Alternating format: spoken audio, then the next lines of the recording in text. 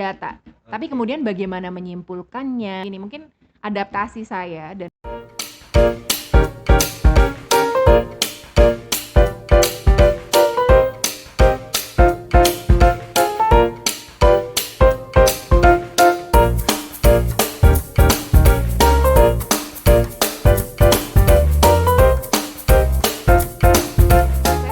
yang tadi saya menyoroti kalau kita sekarang sebagai dokter misalnya yang berpraktek sehari-hari di berbagai bidang, kita sendiri juga perlu bertanya kepada diri kita gitu.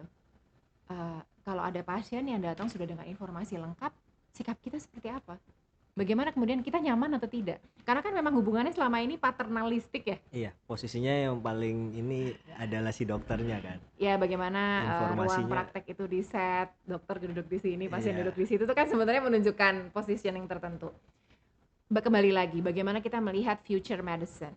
Dengan akses informasi yang sudah sebanyak ini, kita pun juga harus mulai melihat future medicine itu harus seperti apa. Termasuk bagaimana kita menyikapi pasien yang sudah datang dengan informasi. Ya nggak apa-apa, kita ajak diskusi aja. jadi memang 21st century learning ya, ini deskriptifnya sekarang ya Prof. Ya.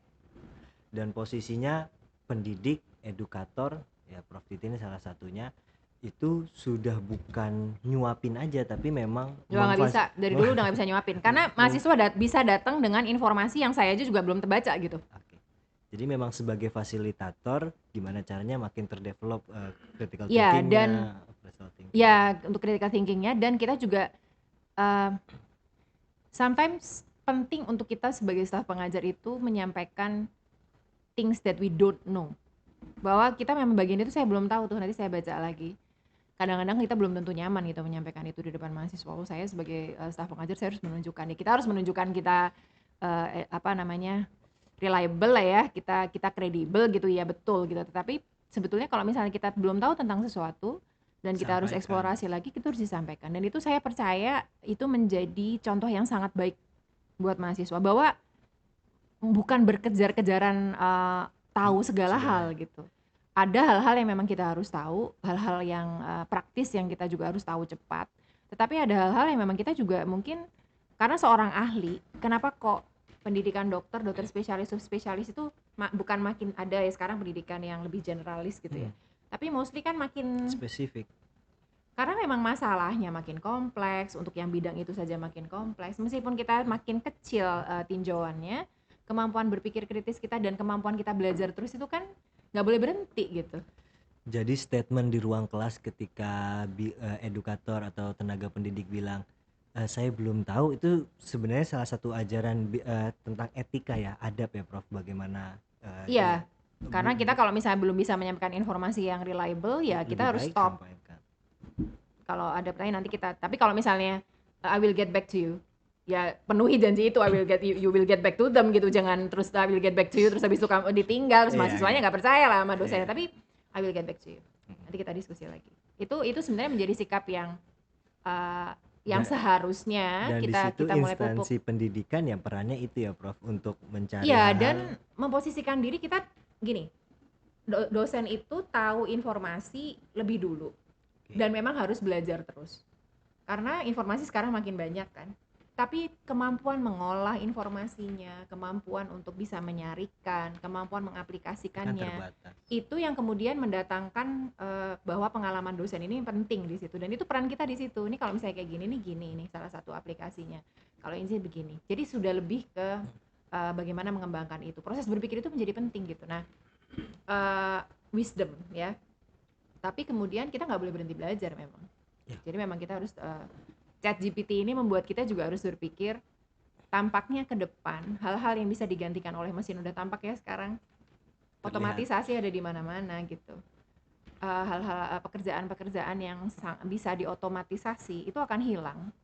Memang digantikan oleh teknologi. Mungkin berbicara soal Indonesia yang kita ada bonus demografi 250 juta plus penduduk, kita mungkin harus secara bijak juga ya melihat bagaimana otomatisasi ini akan kita kerjakan gitu.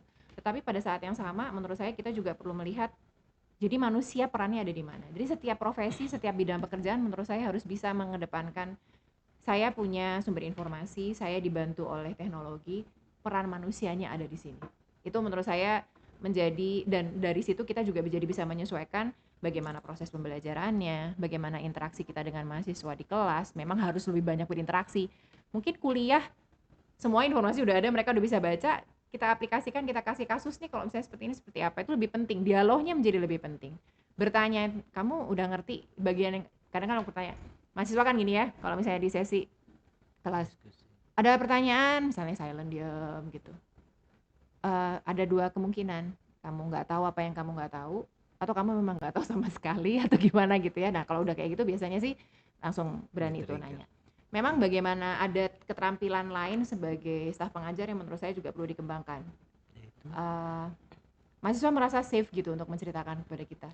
Oh, jadi gimana caranya mereka open untuk Iya, bisa Prof menyampaikan ini dok saya ngambilnya ketidaktahuan? dari ChatGPT-nya begini-begini. Ya udah nggak apa-apa. Terus itu apa? Kenapa begitu? Kenapa begini? Terus relevansinya buat tugas kamu apa? Relevansinya untuk misalnya aplikasi kasus ini apa? Ini apa? Ini apa? Ini apa? Keterampilan kita bertanya kepada mahasiswa. Ada yang namanya Socrates questioning. Nanti buka aja ChatGPT apa itu Socrates questioning. Ada di YouTube ada. Nah itu bisa jadi senjata kita sebenarnya di semua level. Di semua level. Dan menurut saya mungkin tidak hanya di pendidikan tinggi, bahkan di pendidikan dasar menengah pun harus mulai dibangkitkan gitu. Nggak sekedar ngafalin, tapi itu apa, mengapa demikian, belajar sejarah aja. Ya nggak sih? Kan bukan sekedar, saya hafal lah, perang di Ponorogo itu 1825 sampai 1830. Tapi kan itu sekarang semua udah ada informasinya. Sebenarnya yang menarik itu justru di tahun itu ada apa sih? Mengapa sih? Motivasinya seperti apa sih? Strateginya bagaimana sih? Cara berpikir orang di masa itu tuh seperti apa sih sebenarnya? Itu kan menarik banget ya.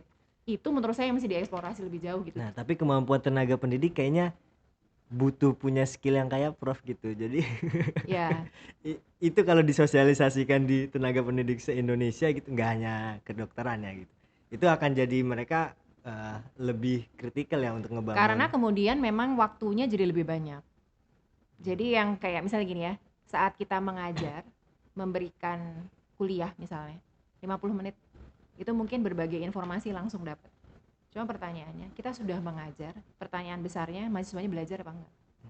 Ya mahasiswa pelajari itu apa? Itu sebenarnya harus jadi target kita gitu. Bukan yang kita sampaikan informasinya. Karena posisinya biasanya, oke, 30 menit ke depan cari tahu tentang ini ya. Ya. Set nanti suruh jelasin. Mereka biasanya cuma reading dari yang mereka googling gitu, Bro. Dan itu dianggap knowing aja cukup. Ya sangat tergantung pada levelnya, karena capaian-capaian tadi itu bisa aja knowing menjadi cukup, tapi ada yang harus diaplikasikan. Ya ada petanya lah itu biasanya, nggak semuanya tuh harus didalami dan seterusnya, memang ada petanya. Sesuai kebutuhan. Tapi artinya kita harus memperhatikan betul sekarang prosesnya, makanya diskusi itu jadi penting, umpan balik kepada mahasiswa jadi penting, dan staf pengajar emang harus jadi lebih memperhatikan gitu. Sekarang baca makalah mahasiswa, misalnya 20.000 kata, 10.000 kata, nggak bisa cuma scan, kadang-kadang kita pendahuluannya gini, oke ini gitu. Sekarang harus baca lebih detail, lebih teliti. Dan begitu ada inkonsistensi, ada indikasi plagiarisme, wah ini ngambil perplexity-nya yang di Zero GPT bisa diukur tuh sebenarnya bisa dilihat oleh staf pengajar. Kalau kita bisa kok mengidentifikasi, kalau kita baca dengan sungguh-sungguh ya. Ini kayaknya nggak nyambung nih bagian sini nih. Kenapa dia tiba-tiba menceritakan ini? Tiba-tiba gini, dari mana asalnya? Nah itu kemampuan itu juga memang harus kita asah. Dan saya yakin dosen-dosen kita sebenarnya bisa. Cuma masalahnya tantangan kita in day to day basis adalah time. Baik, ya Prof, ini juga karena time, keterbatasan waktu. Mungkin boleh Prof penutup terkait dikaitkan antara ChatGPT dengan future learning, 21st century learning sekarang seperti apa harus menyikapi? Menurut saya ChatGPT ini seperti iceberg phenomenon ya. Mungkin sudah banyak sekali tools yang sebenarnya bisa kita manfaatkan. Dan kalau terkait dengan proses pembelajaran, menurut saya bagaimana memanfaatkan informasi, literasi, teknologi informasi ini menjadi makin penting. Dan tidak hanya kita arahkan kepada mahasiswa, kita sebagai staf pengajar pun di berbagai bidang kita juga harus menyiapkan diri kita dengan terhadap hal tersebut. Dan bagaimana kemudian kita menyesuaikan proses pembelajaran yang terjadi di setting sehari-hari, di setting klinik, di setting kelas, untuk kemudian kita juga memungkinkan staf pengajar itu memiliki interaksi yang baik begitu dengan mahasiswa. Dan tidak hanya sekedar kita puas dengan mahasiswa bisa memaparkan informasi yang sangat detail, tapi kemudian dia tidak bisa menjiwai informasi tersebut atau tidak bisa mengaplikasikannya dan bahkan tidak bisa mengambil keputusan begitu. Dan justru kemampuan-kemampuan manusianya ini yang harus kita kembangkan. Mengembangkan human skills itu membutuhkan waktu. membutuhkan sentuhan manusia juga gitu. Kalau misalnya kita mau selesai udah ya, bisa ya kamu bisa berkomunikasi dengan pasien, ya nggak bisa lah. Jadi manusia nggak bisa dididik mesin, nggak bisa.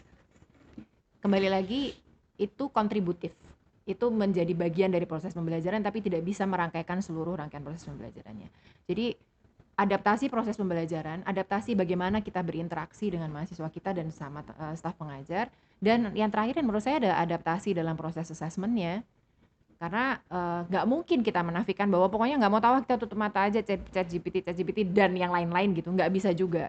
Tapi kita memang betul-betul harus mereformasi juga bagaimana kita proses pembelajaran dan proses assessment di seperti yang tadi saya ceritakan. Memang ya ini kan saya tidak melihatnya sebagai threat. Karena kalau dilihat sebagai threat kita memposisikan diri Berarti seperti kita nggak membuka diri ya, dengan dan saya perkembangan ya, mau Prof. melihatnya sebagai challenge instead of Challenge. threat. Jadi ya mari kita hadapi sama-sama, dan ya mahasiswa tuh mungkin saatnya juga untuk diajak. Kalau menurut pandangan mereka bagaimana sih pemanfaatan berbagai teknologi pembelajaran ini in terms of bagaimana itu membantu proses pembelajaran mereka, bagaimana kemudian mereka bisa tertantang dan bisa mengaplikasikan lebih jauh, dan yang terakhir bagaimana kemudian mereka juga harus diajak belajar untuk kalau berhadapan dengan bagaimana Beradaptasi. integritasnya, bagaimana mengembangkan etikanya dan seterusnya itu tetap harus gitu.